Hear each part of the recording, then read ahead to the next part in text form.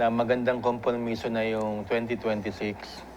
Dahil una sa lahat, hindi gahol ang COMELEC. Number 2. Number 3, pasok yun sa 3 years na nakaupo ngayon. Na-serve nila. Number 3, yung mga nagpe-prepara, lahat, aspirants tsaka nakaupo, may oras pa, may 1 year pa kayo para magprepara o maggawa ng lineup, whatever. Win-win situation para lahat yan. Nasabi ko na po yan 2 years ago, di ba? Nag-uumpisa pa tayo. Inulit ko po this year and yun nga po ang napagkompromiso yata sa huling bicameral conference report na isinumite sa presidente.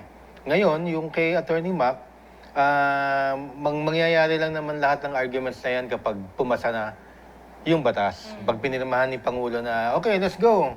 Approve. Tsaka yan si Attorney Mac, tsaka yung... Pero magaganda yung puntos ni Attorney Mac. Pero maganda rin naman yung puntos nung kabila na sinasabing kaya nga namin nilagyan ng 4 years, 3 years na. Kasi yan talaga yung totoong term setting. Pero, again, technicalities po kasi lahat yan. Maaaring sinabi ni Atty. Mac na gano'n at yung sinasabi ni Senator Cheese na ganito na mamaya pag-uusapan natin. Pero alam mo, abogado, may kanya-kanyang, sinabi nga ni Cap, interpretation yan kasi letter of the law ang pinafollow. Forthwith nga, hanggang ngayon hindi pa tayo tapos sa word na forthwith.